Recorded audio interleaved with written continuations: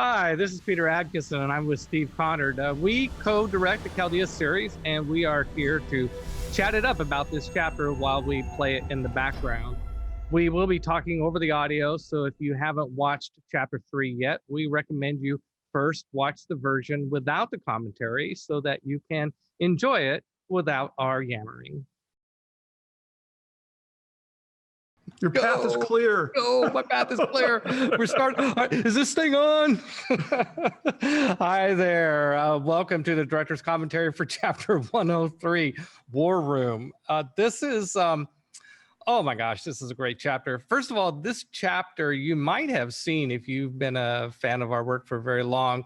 We did a test case way back in 2015 where we cited, hey, if we're going to do this weird sort of mixture between motion graphics, as we call it now, and live action film, then we should try this because we weren't sure if this would really work. Like, would it be an enjoyable experience to watch something in comic book land for a while and then have it switch to live action and have it switch back? Would that be too jarring? And so we did a test case several years ago, and it's been up on our website for a number of years. The chapter that we're actually launching as formally and now as part of our series is different from that. We added a bunch of material, about 40% new material from the original version.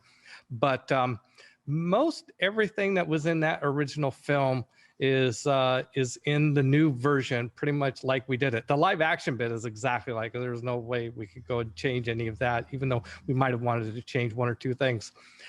So this chapter is about Ricefitz, and Ricefitz, he started off in our screenwriting as a secondary character, and we became so intrigued with the story of this character that we split it off at some point and said, okay, we're going to make Ricefitz one of our lead characters. And so yeah, so we did that. And also this character is an homage. This entire chapter is very much an homage to historical wargaming, miniatures wargaming.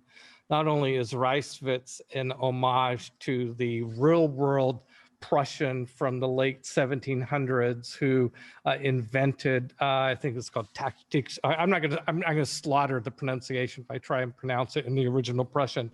But he is responsible for making the jump from playing war games like in the like chess games. They were really into very complicated versions of chess, and then he came up with the idea of creating a diorama with sand and just moving miniatures around like we would expect miniatures to be moved around today, using measuring strings for distance and movement.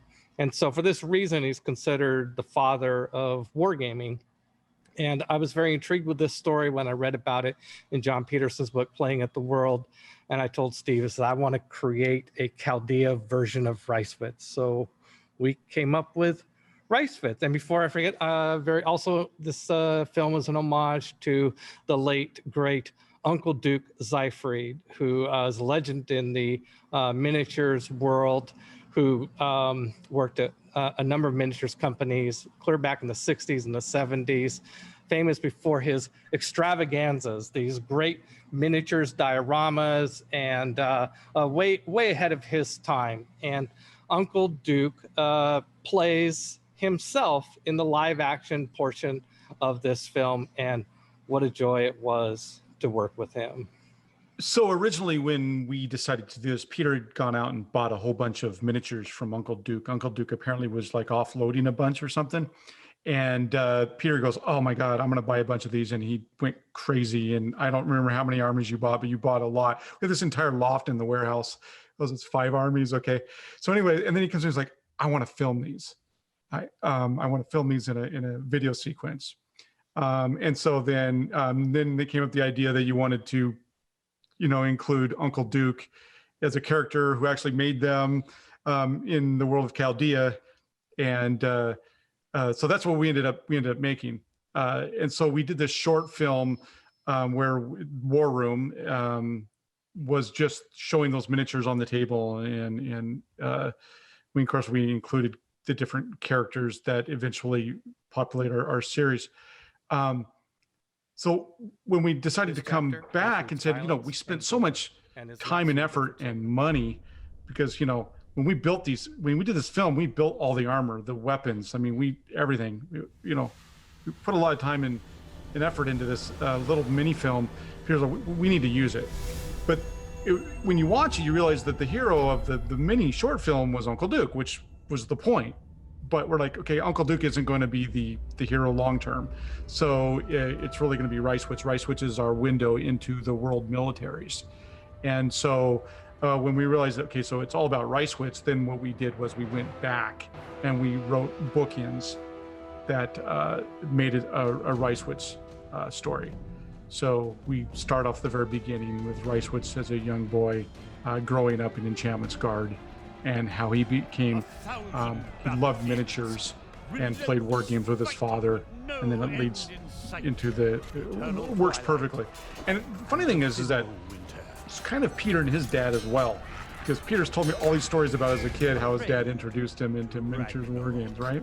I was saying the same thing and getting a little bit emotional. I got into war games as a young lad, around age 10 or 11, playing with my father. And for several years, I was in the wargaming space before I discovered Dungeons and Dragons and branched out into role-playing games and eventually all other types of games. But my roots are very much in wargaming. The Legion, stalwart and organized, valiantly kept Earlier in one of our other commentaries, Peter goes, "Oh, Steve likes Norse mythology." Well, here's a little bit of Norse mythology for you. You might have heard of some of these terms before. Vastly outnumbered, and still the Legion fought on.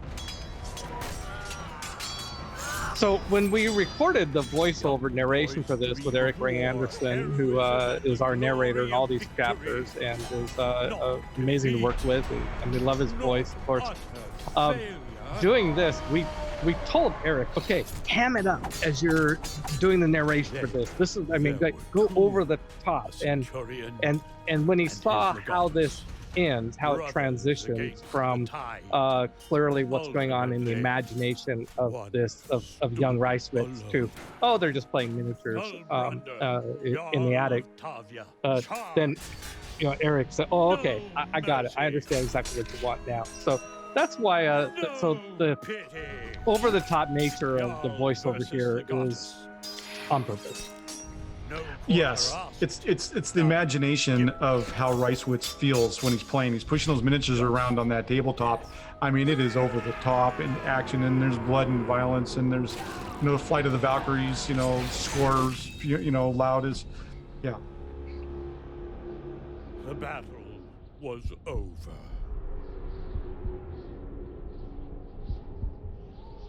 Defeat, failure.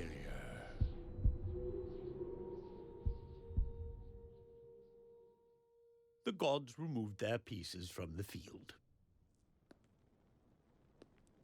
You fought well. Drats. Broken again. Well, here's Helvig Gustavus, a few years younger than when we met him in the Sarva script. Imperial officer he aspired to be. Like his father, Helvig Johann von Gustavus, who also enjoyed games of strategy. Their favorite was Invigi, a military simulation involving toy soldiers on an open play surface.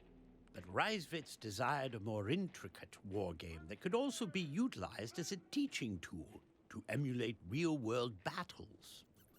Instead of playing with boys his age, he spent hours upon hours reading war manuals and devising new rules for his advanced Invigi system. The new swarm rule is a nice addition. Quite effective. You can't use that rule in this scenario, can you? Unconventional infantry tactics often put a conventional enemy at a disadvantage. You'll learn. Helvig encouraged such creative endeavors from his son, and was just as happy to teach him the hard truths of warfare. I had the superior numbers. So you did. But sometimes it pays to be creative. But you cheated. There's no cheating in war. Only the living and the dead. Someday we will replace these war-weary toys. I with authentic remember Imperial us having a soldiers. conversation about Enter like what the that. miniatures should Someday? look like Right. in That is this right. scene, Someday you will. because part of But only if the you come out of this part attic. of what happens in War Room is that As his father's Reiswitz words faded, finds Reiswitz Uncle was Duke already and is devising impressed by plans to Uncle Duke's fine-tune miniatures, how they his look really swarm rule lifelike and mechanics. amazing, and so of course that becomes the birthday present that Reiswitz buys for his father. But here we are a number of years earlier, and the two of them are playing war games. And so Steve had to come up with basically cool looking miniatures, but crappy looking miniatures at the same time. Well, they're cool looking wood miniatures. They're, Right. for a young boy, they're cool. But when they get older, you know, all of us gamers, you know, we want to have like the lifelike miniatures. The genuine article. So I think Steve, I think it's fair to say you had a lot of fun designing the weapons and armor and symbols, insignias for the legions. Well, a long time ago, you're like, oh, there's 20 legions, you know, Emperor Conard has 20 legions, and so well we had fun creating the 10th Legion for the War Room, you know, which we used heavily from Roman inspiration, the shields and the emblems and whatnot. Eventually, that turned into designing all 20 legions, which was a huge undertaking, but just way cool. But here we just get to see, we introduce you to the 10th Legion and how impressive it is, and Enchantment's Guard as their castrum. And, Well, I think we ended up having to do all 20 legions because I think somebody named Steve Conard had this brilliant idea of a scene, which is not in this chapter, but will be in a future season, where a whole bunch of the legati are all in the same room, you know, and having this big argument. all 20, by the way. World affairs. So, well, if you're going to show all these legati in the same room, guess what? You're going to design the imperial insignias for them all. Yeah, it was so cool. I have to tell you, the shields and the emblems and the officers, and of course the officers will have different plumage and they have different, like, you know, bear skins and leopard skins, depends on where they're from. It was just like over the top. Oh my God, so much fun. Anyway, we started small here with just the 10th Legion, with War Room. Can you believe it? All 10 cohorts are participating in the drills. Have you ever seen such a You know, sight? you wonder, you know, how Reiswitz, you know, chose his career path to be a imperial officer. You know, he's the son of the legatus, and he grows up in Enchantment's Guard, and all around him is just these awesome military assets, soldiers, you know, siege weaponry, basically the best that the Empire can build, and he's got it right in front of him at all times. You know, it's like, yeah, his career path really was selected for him. Not to mention also growing up in a fortress that's 1,000-year-old dwarven citadel from the Clawhammer War, which is also a very inspiring edifice all of itself. Full regalia. Well, and we'll explore it through the seasons and the different chapters. There's parts of Enchantment's Guard that are basically cordoned off and nobody goes to. But you can bet that Reiswitz is explored everywhere. In the background, this is the hunting, where they're eating breakfast is the hunting hall, where they have all their trophies. And if you look in the very, very back, there's this alcove back there, and there's a mural on the wall, and there's all a bunch of dwarves who've taken down a T-Rex. So, you know, there are dinosaurs in Chaldea, of course. And so here, Reiswitz, I mean, Helvig has kept a lot of the original artistry in statues and whatnot. As far as the bottom of the steeple, no further. Then home and Well, back. yeah, of course there are dinosaurs in Chaldea. Chaldea is based on old school Dungeons and Dragons. There was a nice section in the monster manual called dinosaurs. That was just like plum for the picking. Helvig worked very How hard many to hit die legitimize is a the family T-Rex? name, I don't even know. having come from a long line of scoundrels. Before and we brigands started unworthy modifying of the them, or noble after? title. How about after? That's more fun. Keep him training. Hundreds Body and of mind. hit dice. On 200 his hit die. watch, he would do Oh his my. damnedest to Meat keep eater. Reiswitz on the straight and narrow. The von Gustavuses would not slide back into ignominy. 30 minutes later, the 10th Legion waited silently. Like Reiswitz's toys in the attic, they were ready for whatever the commander required. The Gottes Helvig, his son by his side, gave the order to march.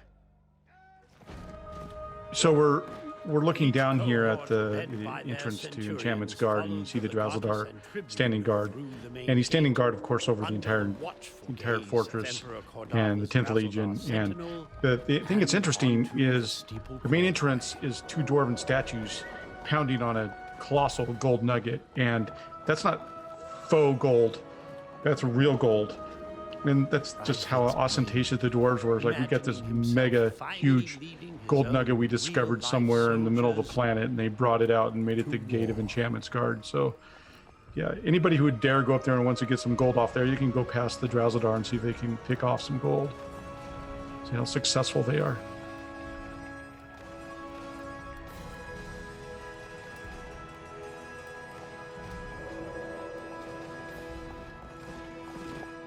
That's as far as you go. But just like So the Volstagg Bridge is connected Enchantment's Guard across the Garnon. The reason why it's called Enchantment's Guard is because they're protecting everything south of the Garnon River from the enchantment of the Garnon. Anyway, you can always, in Chaldea, you can always tell if a dwarf built a bridge because it's really, really, really wide. Dwarves don't generally like water, and so if they're going to cross it, they're going to make sure the bridge is really, really wide. There's a few bridges, and they don't build a lot, but there's a few of them. If you see like a really, really wide bridge in Chaldea, you know a dwarf built it. That's right. Well, dwarves make big architecture. That's one of the things I think you and I kind of into a bit of an argument with a long time ago. It's like if human is this big and makes a house this big, a dwarf is this big and makes a house this big. Compensating for something? I don't know. And their myriad possible outcomes. They're master artisans. Formation of new They are. rules meant play testing. And for play Reiswitz, testing. Yes, the testing play equaled testing. Happiness. Any good game designer's got to make sure he goes through lots of play testing, because there's going to be millions and millions of gamers out there. They're going to break your rules if you don't play test it well enough. And anybody who's ever designed a game knows how that works. I also think it's funny that wherever he goes, he's carrying around his little wooden miniatures and dice and colored string. Yeah, just like some game designers we know.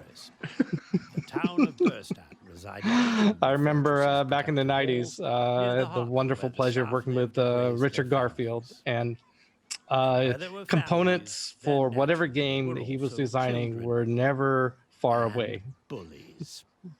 Like I remember back in college when you and I and some of our buddies would be, it didn't matter where we went, whether we were going for dinner somewhere, we went to a movie, we always had dice with us. We were always role playing. It didn't matter where we were at. We always like, people that ever listened to our conversation would think that we're just wacko. But we always had dice. And the funny thing was, is it didn't matter. Like, oh, I don't know what I want for dinner. And you'd be like, roll the dice. So we'd be rolling dice for everything. The most mundane choice. Oh, do I go fish or beef? Roll the die. And if you didn't like the result, roll them again. Who's the dumb cough now? You boys. So nice, nice little cameo here by Sir Werner, who I guess in this moment just looks like some knight wandering by.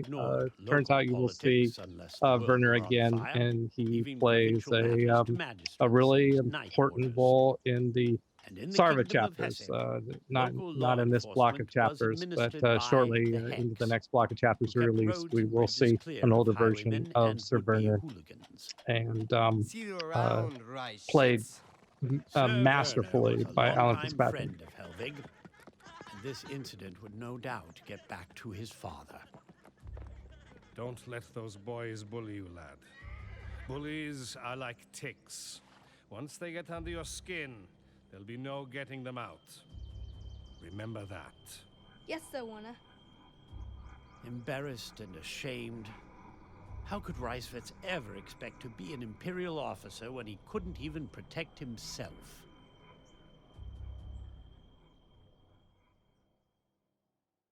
Sometime later, the confrontation with Druckfred still weighed heavily on his heart.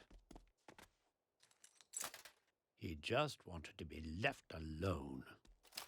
Where have you been? You were told to come home straight away. Well, I'm home now.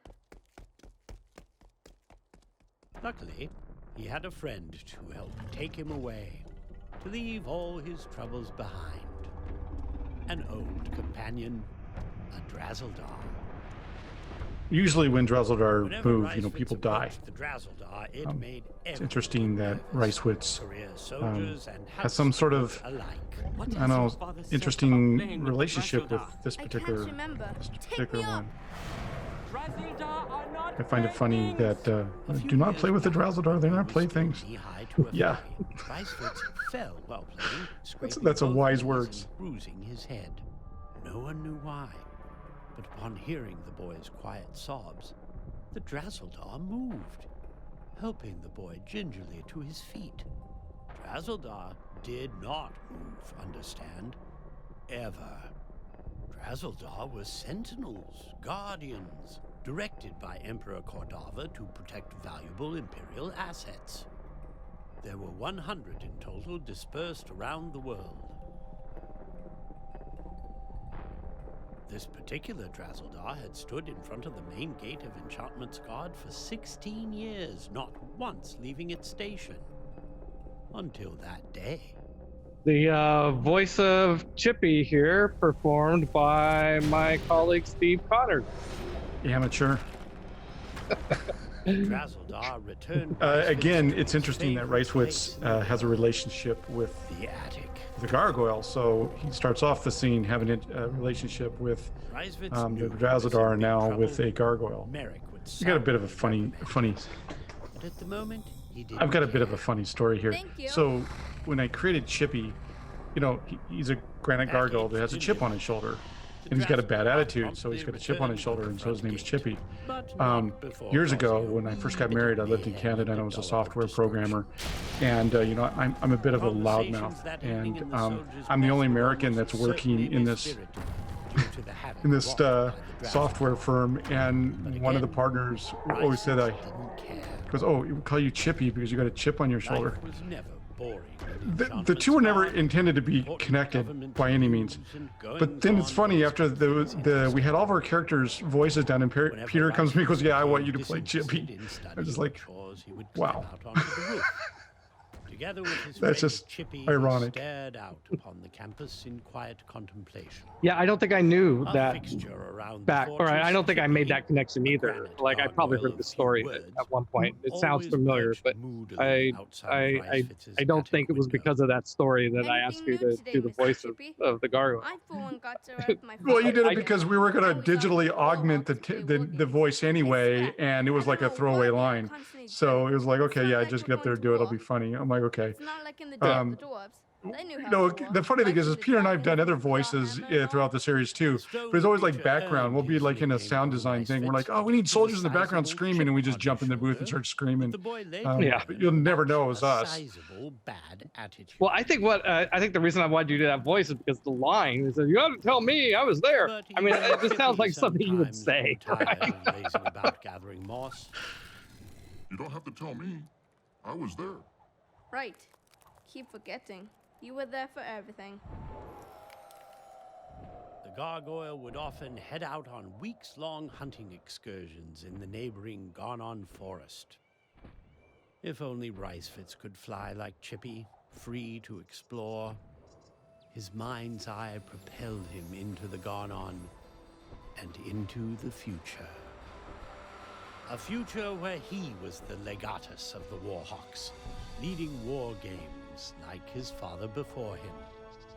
His career path was set in stone. Training at the prestigious Contubernium military college The in word Latium, contubernium where both his is father and a Emperor Cordova Roman attended. word that After is for graduating, he a would return small band. triumphantly I to don't remember, defend like maybe the honor of 5 the soldiers. I'm not Eventually sure what the attaining number was, but legata status. I like the At idea last. that a small band and sort of the bond that a small band, a squadron, has for each other was 20 an interesting name years for a later, military school. And of course, as I Reiswitz had imagined, wanted to have so a had military it school in occurred. Chaldea, just like After graduating West summa Point cum or some laude, other his first military. post It's was part as of a the tribunus tableau in the of 16th Legion what a under military Legatus story should have. Gaspar in Somalia. Dedication and hard So this work, is the moment as where well as we dealings with connect the arseholes, connecting bureaucrats, tissue and power from the brokers original that War brought Room him full short circle film that we back did, to Ogstad. and the establishment of Reiswitz's character as a young boy. Legatus So right of the here, 10th we're Legion. moving ahead into the future in a number of ways. Well, in the future and also back in time, because we did this actually quite a few years earlier. Without consequence. Yes, that's right. If you did see our original film and were wondering, if you saw the old War Room that was on our website for a number of years, and were wondering, this doesn't seem at all like that. Well, it's about to get He familiar. clearly hates me. You could put in a transfer back to the 16th. So, 20 years have passed, but Reiswitz, older Reiswitz is saying basically the same thing that he was saying as a 12-year-old. It's like, oh my God, is all we do is drill? Like, why don't we have a real war? Well, yeah, you have a god as an emperor who's basically outlawed wars, and it's like, no, we don't have wars.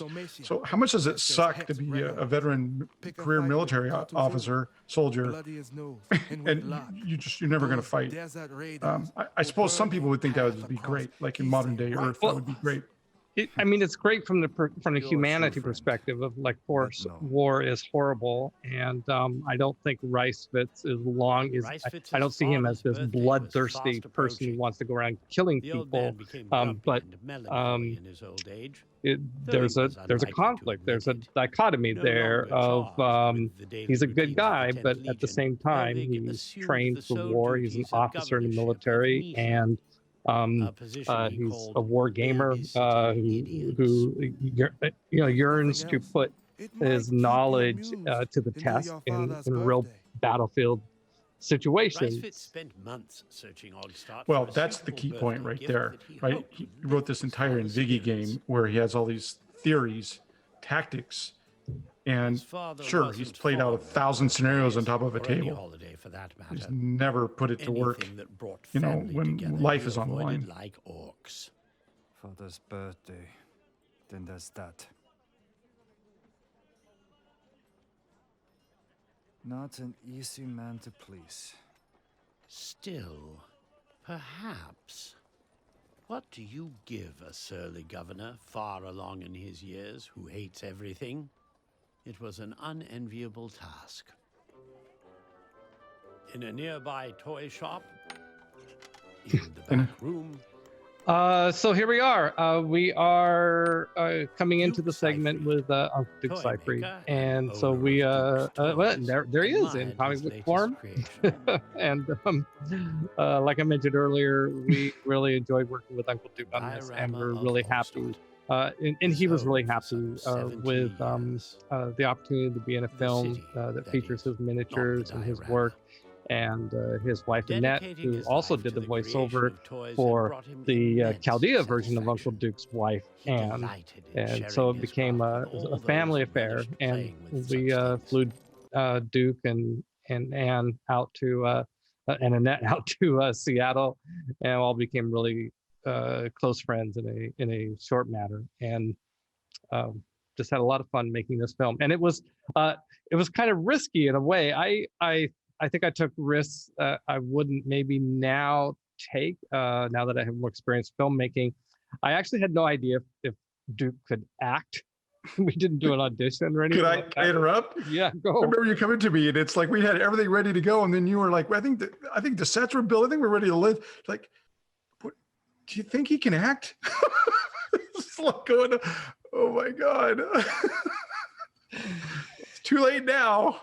I know. Well, and I was originally thinking it was going to be more of a walk on, and then the script really has a lot of roles. I mean, this whole sequence with Reiswitz in his toy shop, and then he makes the toys and he delivers them to the fortress, and the whole the whole setup there.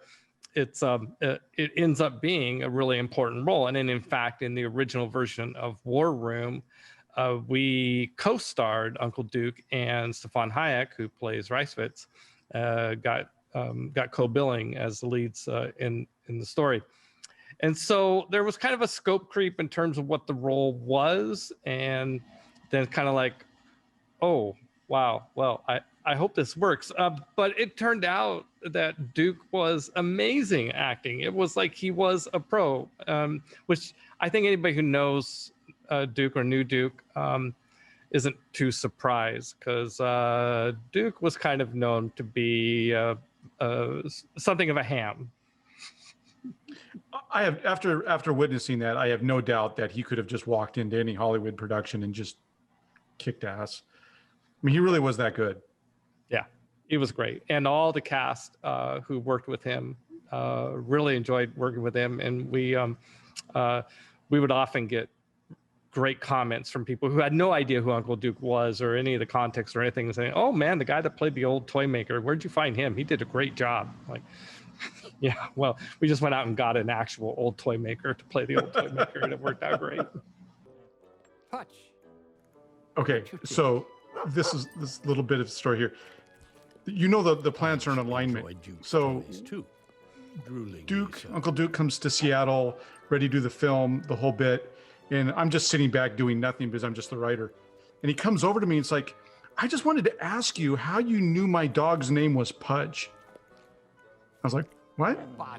He's like, my dog in real life is named Pudge. I mean, really? I just made that up. Like, come on. Like, I mean, I can see his like dog being named King or Duke or something like that, right? But Pudge? He's like, yeah, my dog's name's Pudge. I just thought it was very, how you knew that? I'm like, wow, the planets are in alignment. Well, and the dog had passed away a number of years before. If I remember the story correctly. And so, if he currently had a dog named Pudge, then it might have come up in conversation. But it was like a dog that had been him and Annette's dog from years before. And that was just one of those weird coincidences where you go, Ogstad was no exception. How did that happen? And no Ogstad tax collector was more despised than Arvo Feindert, a minor Hessen Peter likes to say that, Steve and I were raised in a cult. I don't quite go that far, but we were both raised Seventh-day Adventists. Anyway, one of the things that as a young kid, it's like reading all the Bible stories, everything. It's like I came away thinking that the tax collectors were evil, just ultimately evil things. And so it's like I'm putting this evil tax collector in the story, just from my days of reading my Bible stories. Yes, so you know. I'll pay. We just need more time. You've had plenty of time. A city can only operate if its citizens pay their taxes. But the city keeps increasing the rate. We're a small shop. Your excuses have grown tiresome. Pay your taxes in full tomorrow. The click-clop of Arvo's cane gradually waned in the distance, leaving an empty silence and despair. When I think of, for some reason, Germany, toy stores, how was Duke going to get clocks, out of this financial pickle? Wooden toys, Christmas, I don't know, all that just is this magical moment where you walk into those stores. I mean, I've been in stores just like Duke's toy shop in Germany. It was amazing. It was like, it makes you feel like you're 10 years old again. Customers who had to tighten their purse strings. This seems like a great moment to recognize the work of Eric Speyer, our composer, who composed the music for both the Reiswitz and the Yo chapters. We really like his work. He's the same. he did. He continues to work for us on scores now. He also did the score for the original, 6 years ago. So we're very thankful that he's still doing this thing, and we really enjoy his work. It was damn near lifelike, almost as if he were holding a tiny living legionnaire in the palm of his hand. They are exquisite. I've seen wood soldiers, but never metal. So we love accents, and but we generally don't go for a real heavy version of an accent. I generally kind of like a light version of accents. I've done a lot of business in Germany, for example, and a lot of German friends who don't have sort of that really heavy German accent that you sometimes hear in movies. And I explained this to Duke, but Duke wasn't having it. Duke was he couldn't hold back. He gave his character a pretty thick German accent, and it was at some point like, okay, that's what you want to do, Duke. It's all good. I think as a director, one of my favorite sayings about directors is that directing is a collaboration between the director and the actor, and you have to find this place in the middle. And you shouldn't go in with this crystal clear vision of exactly how you want everything done. Let the actor bring a big piece of that to the performance, and that's how I think that's how you get great performances. To cover costs of material and cane-wielding officials, and the rest upon completion. Deposit? Taking deposits wasn't exactly part of Duke's business practices, but in this case, he was more than happy to oblige. Reiswitz spent a good hour providing painfully precise instructions regarding the two armies he wanted, Imperial Legionnaires and Akkadian Kurubuti. And when he was quite sure Duke understood what was required, he handed over a leather pouch brimming with silver pfennigs. Enough coins to raise an army. An army of Zinfiguran soldiers.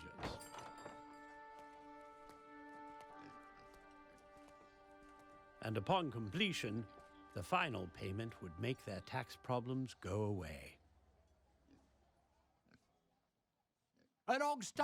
You might recognize the Chaldea version of Salah's song he sang in Raiders of the Lost Ark. We're geeks here, we like Raiders. Yeah, and it turned out that Duke can sing too. He can do anything. He can do anything. The following morning, Ogstad, alive and well, eager for the day. And so was anybody who's ever art directed anything realizes that artists stick things into illustrations. Sometimes they shouldn't. This scene here, when I originally got it, there was a little kid riding down the cobblestone sidewalk in a big wheel. You remember the big plastic toys, the big wheel? And I'm like, wait, is that a big wheel? Like, okay, we gotta Photoshop that out of there. I'm not sure if big wheels exist in Chaldea. I'm not sure what the artist was thinking. But something had changed.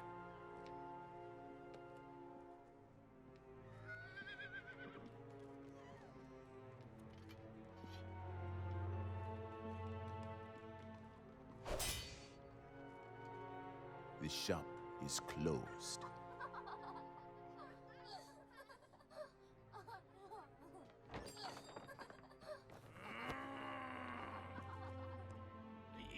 You said the shop was closed. To you. Like a phoenix egg of legend, it appeared the Legatus's purchase came with a surprise. A rather large and intimidating soldier. How dare you? I'm a minister of the court. Not a toy, and altogether real, wielding both gladius and scutum. Move along, Minister, or be arrested for interfering with imperial business. In other words, treason.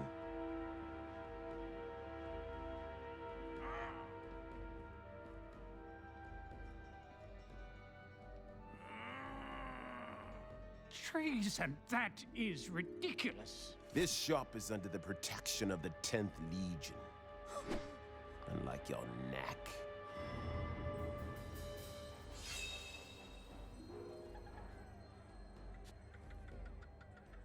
Legatus Reiswitz had waited a lifetime to replace his aging wood soldiers. He wasn't going to let anything jeopardize his father's birthday present, especially a bully.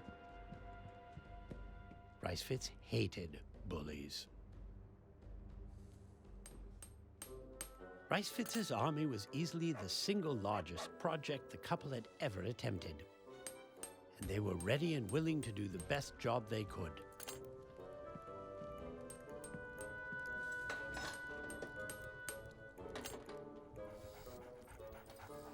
Duke and Anne quickly got to work.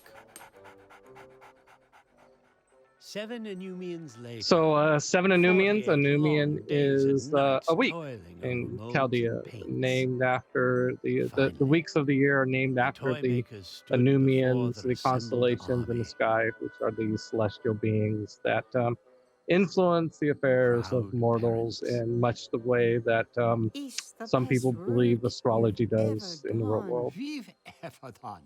Yes, the months don't exist in Chaldea. They just go by weeks. Enchantments And gone also in the later sky that here same evening. is the Anumian known Anumian as spirits artisan. went about their nightly So rituals, Duke being an while the ancient artisan dwarven and bastion artisan, below and slept this restlessly Anumian like a is an hibernating giant elven on the eve of jewel Ragnarok. smith examining Vigilant a legionnaires beautiful stood gem. guard among Okay, the so here fortresses over near Enchantment's Guard, we now watchtowers see and ramparts. 4 Anumians. Its many We have windows Moon, dark, who's a royal, the save Mother, one. who's a noble, and then what we call visitors, Crocodile and Bear. Gordava decreed the Church of Miners, Set, the you one never know when they true might show religion up, of the but world. the other ones are named after The law weeks. required each imperial castrum, including Enchantment's Guard, to maintain a sanctuary. Yet even at this late hour, the shrine to Set didn't bring Helvig the solace he desired. His anxiety surged as he braced himself for an annual event. Still clinging to your master's snake cult, eh, man? So these two have a prickly marriage, and Peter and I are big fans of The Lion in Winter. I think over lunch one time we were having this conversation how much we loved it. Soured me on this world just yet. You know, Katharine Hepburn and Peter O'Toole, persist if only and for so these it's like, signature moments. yeah, these two just go at it. I mean, everything they say is just a barb. It's like, you know what? They've been married for so long. Every year, They're the not holding back. matriarch of the von Gustavus family Yes, took this was great a risks, Beverly leaving the safety and comforts introduced me of to her that home movie, and make the I perilous thought that trek to movie was wish her so dear good. The banner husband the between them, greatest it did kind of cheer inspire on this his scene. blessed And day. the original version of this scene, they were even meaner Joyous to each other, birthday, and then we kind of like, I think we went a little bit too far. Joy like is a we're 20-year-old just like Scotch. showing Joy him, is my you know, it came across too much like tombstone. Helvig being Oh, a dueling real with words. Not your strong suit, Helvig. machismo to his wife in Jibes a don't bad they way. So tickle. we reeled You it intend back to in inflict damage.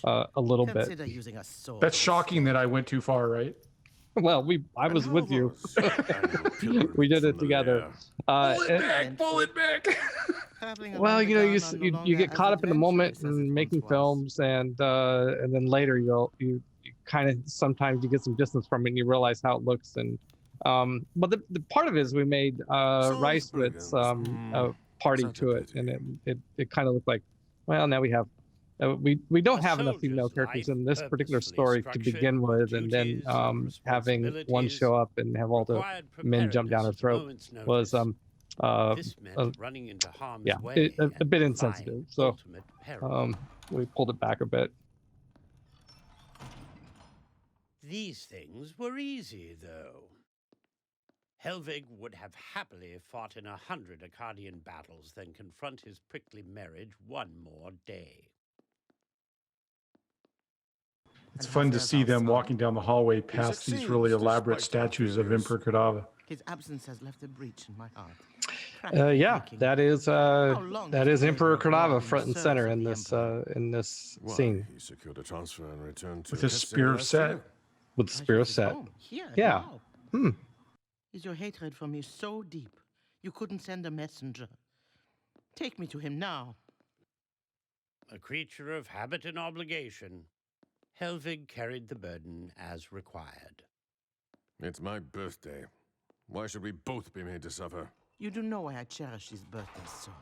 So now we're coming back to this the hunting room, I simply wish to see you wither and die. and from a See the different fruits of angle, my you can labor now paid see off in that. full. Well, I guess the I'm dwarves back in the day Yes. took down a dragon, But that just lingers hanging by there your from the ceiling. doorstep. Should he not? Trophy. I can only hope to be there. Turn the Well, it knob was the and let him Clawhammer in. War, right? It was dwarves against dragons. So I imagine there were casualties on both sides. Now. Certainly. No, I think not. One rarely escapes the embrace of a Black Widow twice. Never were two people less compatible. Barely teenagers when they were thrusting Oh, into and the we should political hands add of their that families. Irmgard Hers required is rank and played title to by protect Robin her wealth. Douglas, who His is the family wife of Ross desperately sought Douglas, who's money to playing remove a sizable deal on the Helvig here. family So estate. the husband and Fitz wife lingered characters here are quietly, performed by anxious to the avoid husband the and wife combatants. actors. Mother. That's a common thread, it It's a seems to torture be in father our once series. again, I see. Well, it's at least in this chapter, yeah. First we had Uncle Duke and Annette, and now we have Ross and Robin playing together. We really should. And I think they actually enjoyed going Yes, after each other. yes, and we oh, should they have. did. They loved playing playing this Hammer scene and as anvil husband and together wife. once more for their annual Can you imagine the conversation on the way home? Summon the KI. Why didn't you write? I don't know. Let me know you had returned. But they seem like a pretty happy why. couple, so I My think it went earliest all right. lessons on high-stakes diplomacy were how to circumnavigate these marital encounters. If this was what marriage offered, Reiswitz desperately wanted to sidestep it. And he intended to at all costs. This is your revenge?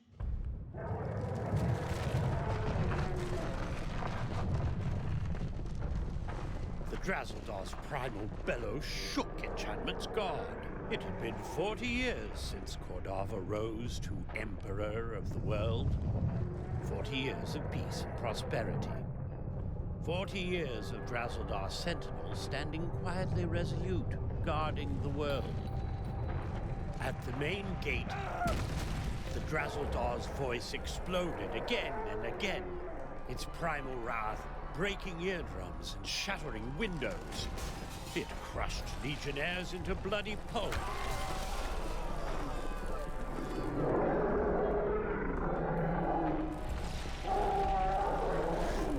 Was the creature's inexplicable behavior out of fear, pain, or anger? Impossible to say. No one had ever experienced such a thing. Off the causeway it leapt, onto the coastal highway, destroying supply wagons, and into the river, where it soon disappeared into the Garnon forest. The aftermath of the mass destruction left the von Gustavuses speechless. The family squabble, forgotten. F***ing hell. Get down there immediately. I want a report of casualties and wounded on my desk by midday. Yes, sir. I fear something terrible has happened. When Drazzledor moved, the world quakes! Politics as usual. The fool who irks Cordava will soon be drawing their last breath. The aberrant event with the rampaging Drazzledor remained a mystery. But Helvig never allowed a good crisis to go to waste. Whatever the case may be, she must go. What? Delivery day finally arrived. In town, news of the So, Drazzledor's you know, in a rebellion world had not where yet dragons reached eat metal, Oxford, so people went about business as a lot of usual. things are not made out of metal because metal is really Legate precious. Reiswitz had So spent when we were extra designing coins set for pieces, Duke to you know, personally things that deliver we the toy normally take for soldiers. granted that are metal, we were like, Insurance oh that no, he we would need to get what he redesign paid this. So for. the lamppost here is almost entirely wood, Additionally, he was providing legionnaire and not made of metal. security. There's little Still details more like that throughout. reassurance. You know, you can't take things for And granted. so You have to proud of design her every little husband. detail. So if you set up that Creations brought metal is joy to countless expensive, generations then of it just children. wouldn't be everywhere. Yeah, and while we do have metal weapons and armor relative to the economy, they're a lot more expensive for Chaldeans to have. So a lot of military, a lot of sort of rank and file military soldiers don't have much in the way of metal armor, and we did some research too about variations of metal, like using obsidian weapons for blades, and using bamboo armor for which works of course really well for like samurai armor, and other types of ways to how metal might be substituted for other types of materials. I know, he's big. Enchantment's God. So one of the things when we redid this chapter, we realized that we hadn't actually originally designed Enchantment's Guard to the way we wanted it. And so the artist had just drawn a castle. So if you go back and look at the original War Room, there's just castle on a hillside. And it's like, okay, now that we're here to actually make this like authentically Chaldea, we have to design. So anyway, so all the scenes that have the fortress in it had to be redone. The hegemon of Chaldea.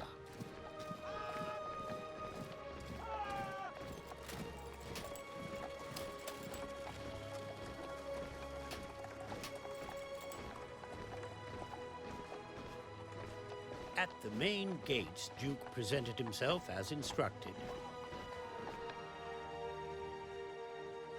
I love it. It's a little thing, but I love it. He's just like, yeah, I have a meeting with Ricewitz. Letter of introduction. Of course, the Legionnaire corrects him. You mean Legatus? You mean Gustavus? Send him to the stockade. Also, I should note that this the Centurion at the gate here, or I don't know, Centurion, this soldier at the gate here, the voiceover is David Drummond, who also does the voiceover for Marzon, which is a major character who will be introduced briefly at the end of this chapter, but we will see a lot more of Marzon, who is the head of the Orc army. Yeah, David Drummond, you're a god. Hutch is very protective of Governor Helvig's birthday present. I thought, Duke, we were commenting earlier about how Duke turns out Duke was really good as an actor. And one thing that he's really skilled at is changing his voice inflection and his sort of attitude from kind of harsh to really sweet very quickly. He does it several times with this character, very protective of the governor's birthday present. They're delicate. Like, Yes. yeah, really excellent job. Ricewitz I mean, to be greeted him fair, with all we the all know what it's excitement like of when you get a big recruits shipment newly of awarded miniatures his arriving first at your sword and doorstep. shield. It's an exciting moment, of course. It's not just miniatures. It's anything that you worship, Hurry. right? Bring the crates Whatever inside. figurine you got from your My favorite father movie, has Star eyes Wars, or for whatever video game you're playing. Wizards or Electronic Arts or even Microsoft. I've been all these different game studios.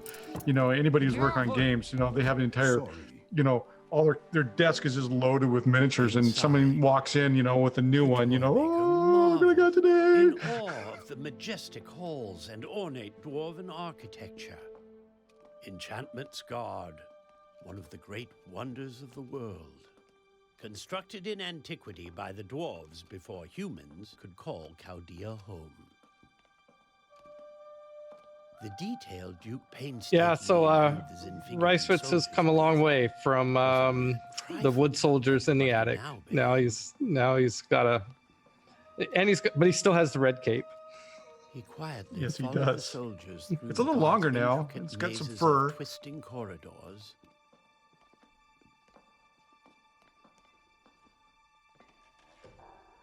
Until finally arriving at their destination. The War Room. So it's fun to think that this whole chapter, and in some sense the whole series, Brilliant, isn't it? was built around Ricewitz this reverently this removed really each seed of an figurine and idea, placed it in its hallowed which position was on the large table. the war room, worlds apart, or the two men weren't so different after all. the man Each cave, with if you their will, favorite places of retreat. place with a big table and a Duke bunch of had his miniatures, back and room this and idea, his hey Steve, diorama. let's make a Ricewitz film, had his and I want to war film a room bunch of and Duke's his miniatures. table. So let's in his diorama. With the armies So can you finally write a assembled, story others arrived. with that as a centerpiece to the story? Yeah, and of course it Duke was always comes relegated down to to waiting outside. gamers But for getting what? miniatures and painting them, and then moving them around and All rolling of dice. Reichwitz's planning Yep. came to this. I do remember, by the way, a friend of ours. I'll keep the name silent here, but it was like, I don't understand the game. Like you watch War Rooms, like I don't understand the game. It's like, well, what game? The game they're playing on the table. And I'm like going, well, what are your rules? Did you publish the rules? I go, we didn't write a game. And they're like, it's just a film. And he's like, yeah, but okay, but I don't understand the game. You gotta let people know what the game is. And I'm like going, there's no game. Like, because you and I have always worked on games. Everything's just doing a game. I was like, it's just a story. Yeah, but he just kept coming back. He was hung up on it. Like, Right. but what's the game? Maybe one day we'll have the rules and go, here you go. Here's the game. Right. I love this shot. Going after being in comic land, motion graphics up to this point, and coming into a live action part of the film. And I remember Tui, our director of photography for this, explained what he wanted to do, and he said, well, we've got to just start with this big hero shot of the table with all the miniatures. He grabbed onto that right away. Tui did. He grabbed onto the fact that that the miniatures were a big part of what this film was about, and he was eager to apply his craft of dramatically filming the table, the characters, and the miniatures all together as part of the cast. Who made this? May I introduce Duke Seifert? Absolutely love Michael Montgomery as Bongani. He's an ex-NFL Packer. He's a mountain of a man. We put him in that Legionnaire seat. He's a Centurion. Wow. Yeah. When he was walking around the set, you're just like, whoa. Yeah. I'm like, yes. Yeah. He looked absolutely great. And we loved working with him. He was a lot of fun to work with. We asked him to learn a Congolese accent for the character, and he stepped right up and did it. And that shot of Uncle Duke walking past Bongani, I remember. In fact, maybe here we go. Here is a photo from behind the scenes of Tui, the director of photography, explaining to Uncle Duke what he intended to do for this shot, and it turned out beautifully. Mein Herr, it is an honor. I see.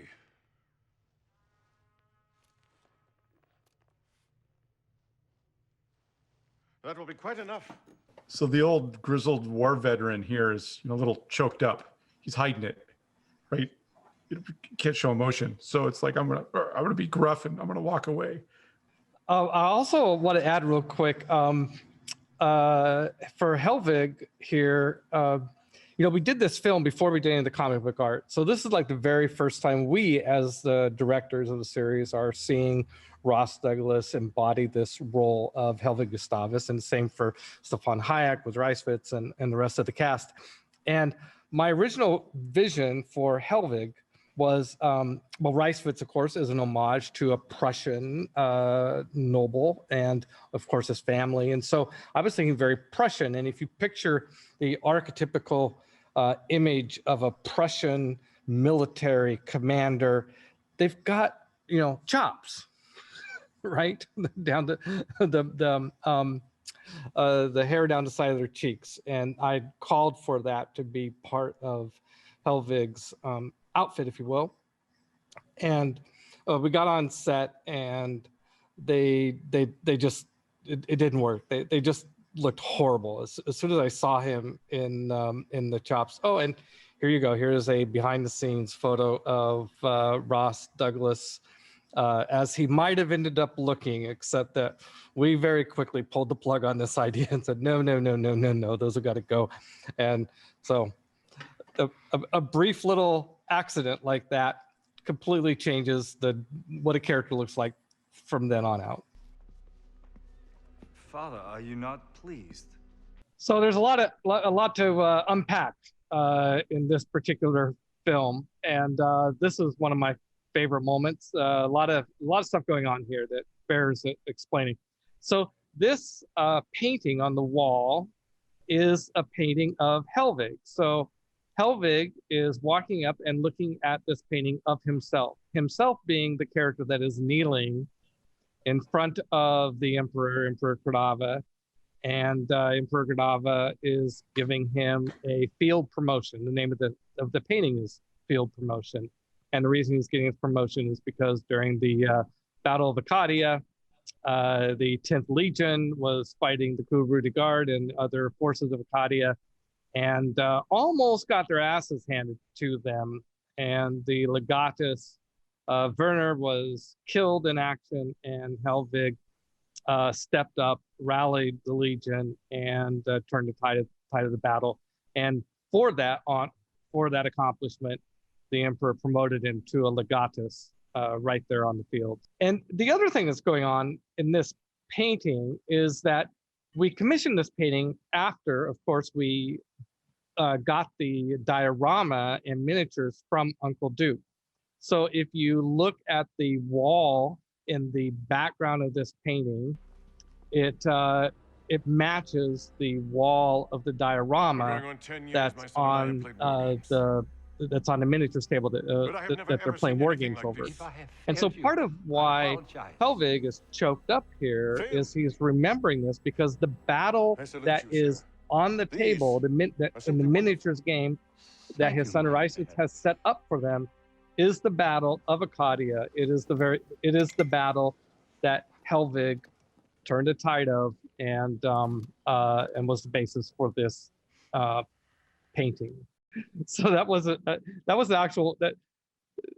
one of those impromptu, one of those mistakes that happening that you captured on film, and you go, oh, this is so good. When Duke goes to take the drink early, that was just a blocking mistake. He forgot that he was supposed to wait until the toast, and then but Stefan was quick-headed enough that he just reached over and grabbed Duke's arm and brought it back, and it just worked. It worked so well. It was one of those happy accidents. And then he coughed. Yeah. And then he coughed. That's when you know you're working with real pro actors, right? When something goes a little bit off script and the actors just work it into it, not because because the actor doesn't know whether or not a good actor will always assume that what's being filmed might get used. And so when something goes wrong in a film, they keep acting, because sometimes the happy accidents are really fun and really interesting and add just an element of life that wasn't in the script.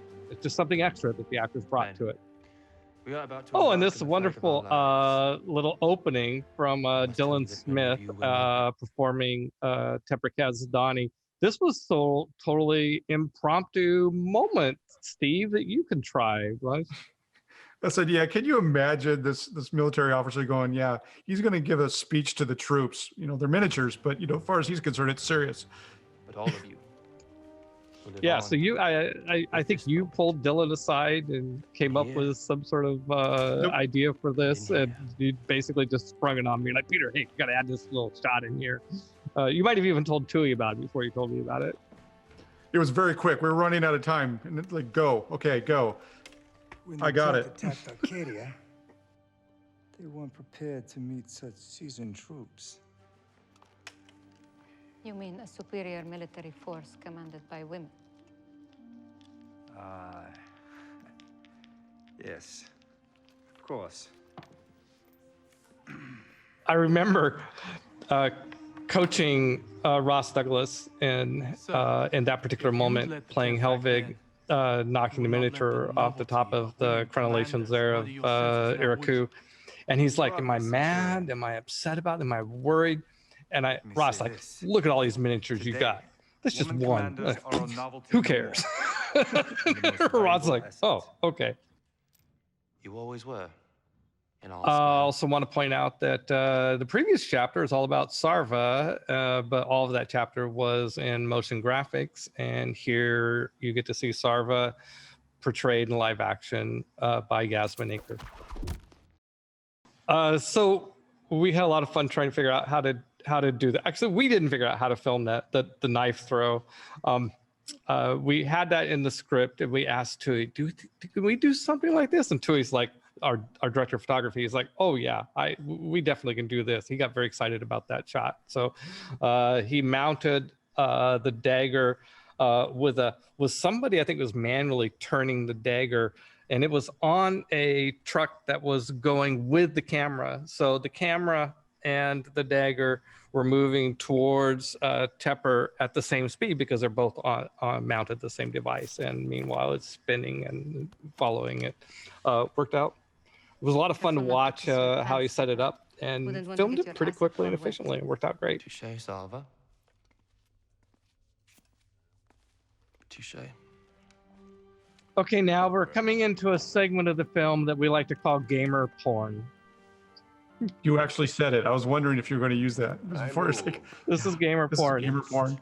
So one of my fond memories of this, of making this film was a conversation with our editor, Joe Ardinger, editor for our live action sequences. And she was a fantastic editor. She's wonderful. But she, in fact, she's a good enough editor that she looked at this sequence and she was like, this sequence is way too long. We don't need all this coverage of these minutes. How is it really fitting into the story? And I just said, Joe, this is gamer porn. The whole point of this was that we wanted to film some beautiful shots of miniatures and the diorama and actors, which was kind of like, for me, kind of I don't know, a fun little moment, almost like a dream of like, oh, I'm going to have actors and they're going to be in these military costumes and I'm going to make them move miniatures around the table like they're playing a war game. So this was a very fun segment to film. You know, there's a film I really like, the Battle of Britain, which is, the Germans and the Brits, air battles and whatnot, and Spitfires and the whole bit. The thing I really like is inside the British control head Q, wherever they're at, some aerodrome somewhere, I guess.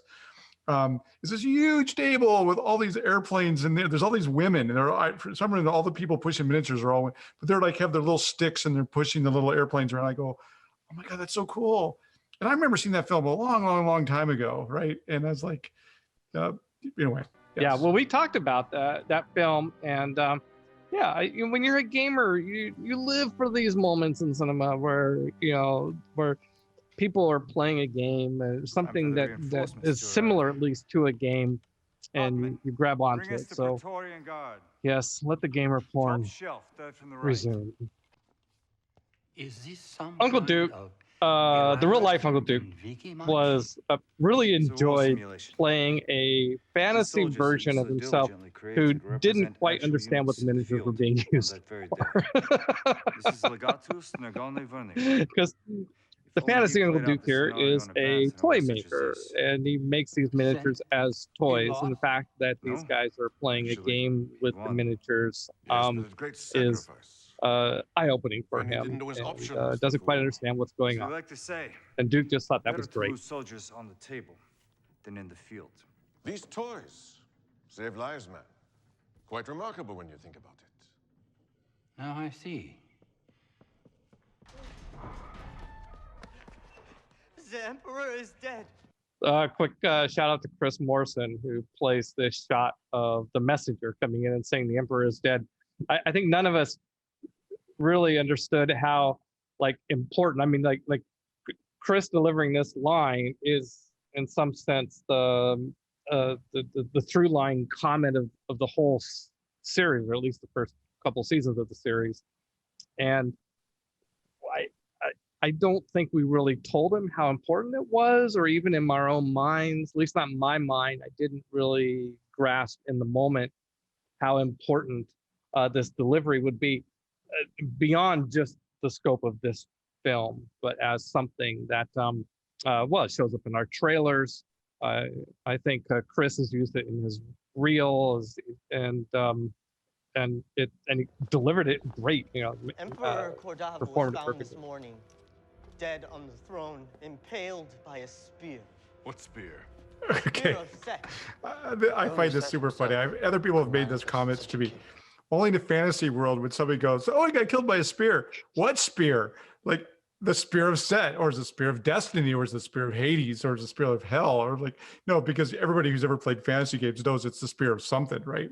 It's like never on Earth was somebody like, "Oh, he got killed with a spear." Well, that sucks, right? No, it's like the spear of what? The spear of Set, of course. Exactly. I mean, it seems totally natural if you're a Dungeons and Dragons player, especially when you play like a lot of higher level games with lots of magic weapons going around, like, oh yeah, you got killed by what sword? How did he die? Which weapon was it? Right? And without Cordava to keep Surnil in check. And so here we have Sarva demonstrating her strategic mind as the Swiftly. first person perhaps in the room who immediately realizes the implications of the Emperor's death, because the Emperor was his power and his Razzledar keeping the Orc armies basically captive in the Divinity Mountains, as we're going to see later. And so the Emperor's dead. That means the Orcs and Surinel, as the leader of the Orcs, are now a threat. And Helvig immediately recognizes it as well. And so that is why they are so quickly convinced that there will be a war, because they understand the strategic implications of the Emperor's death. Cordava gave him the 10th after the Battle of Arcadia. Your father was there. Werner underestimated the Arcadians. Nearly lost the entire legion. How? The officers pinned down. Werner killed his father. Single-handedly seized the hill. Saved the Warhawks. Enough war stories.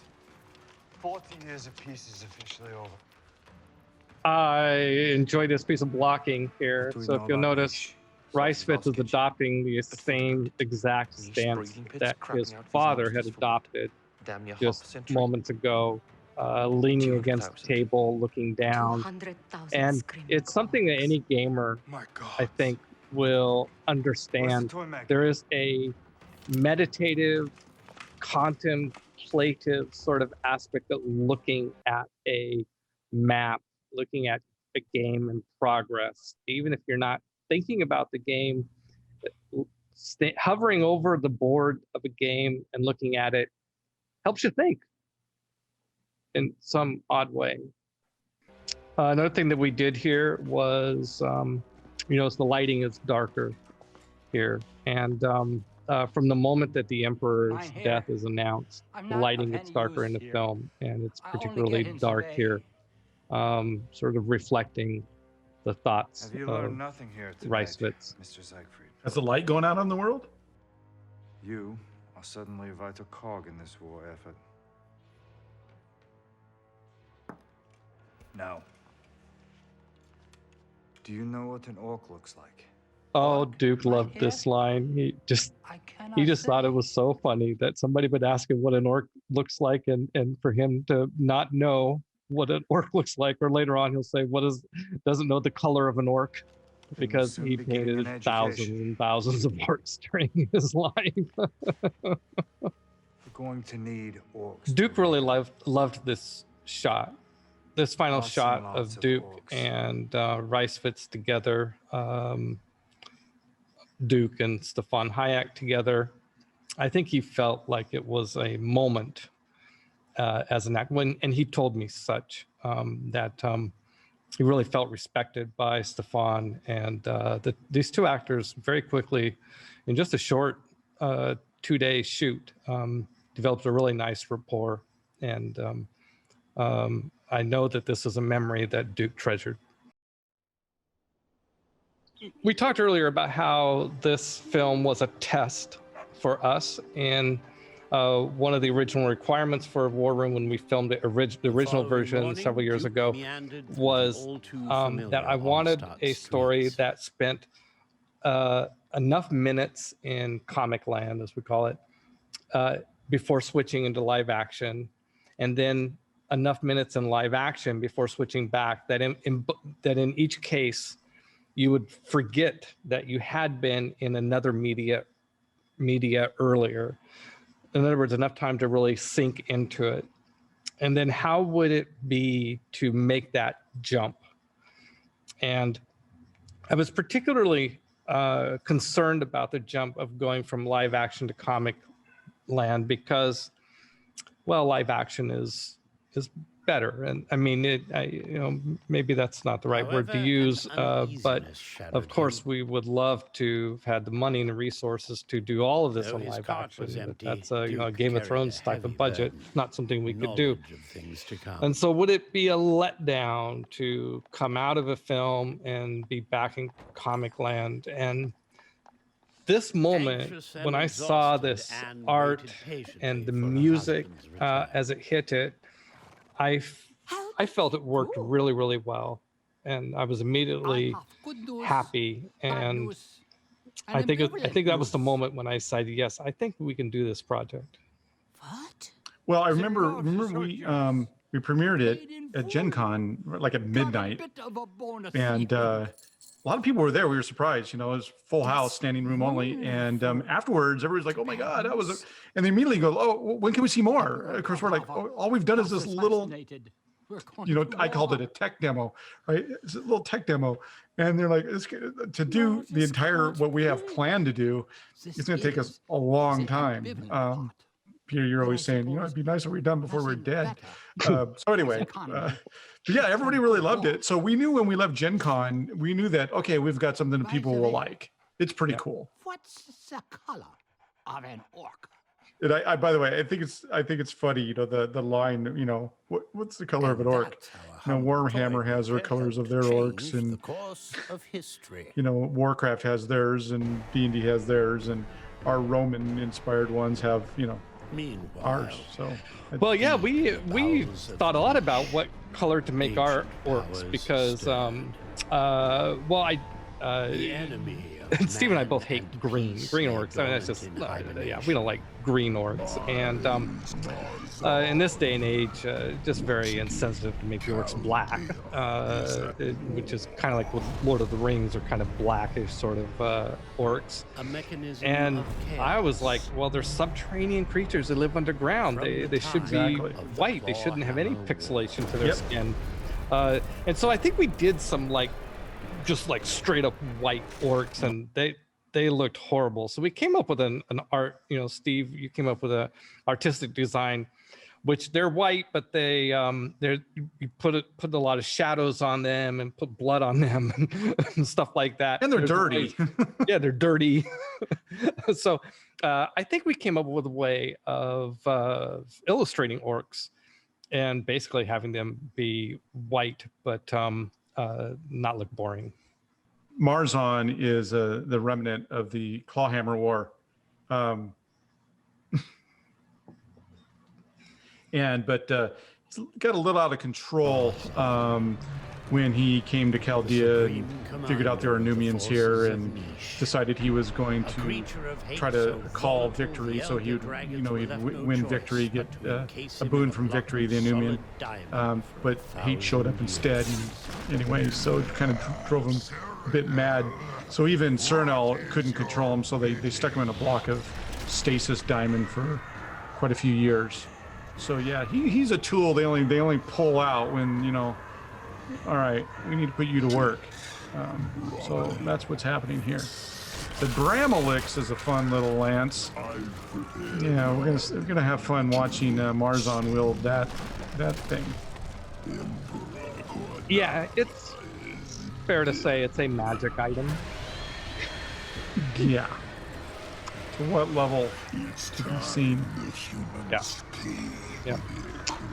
A magic item worthy of the commander of the Orc army. What happens to an empire? And you know, by now, you know, we have this thing that we follow, the Foundation, called the Primal Order, so maybe there's some Primal Order stats in there somewhere. Well, that's our director's commentary on Chapter 3, War Room. We had a lot of fun making this film. Well, we had a lot of fun making it twice. The first version 6 years ago, and then the version with all the new bits that we added in recent months. And hope you like our commentary. Hope you like the film. We're really happy with it. Thank you for watching. Yeah, Ricewitch it's a good introduction to Ricewitch, and we just get a brief introduction to Marzon. And later on in the season, we come back to another Ricewitch chapter, and then we get to see the military side of the orcs, which is a lot of fun. Yeah, I gotta say it's pretty badass. If you're enjoying this story about Ricewitch, you definitely want to check out Chapter 7. Set kills Cordava! Set kills Cordava! But this is blasphemy! Oh, goody. You like it? No, I do not like it. Who's your source, your asshole?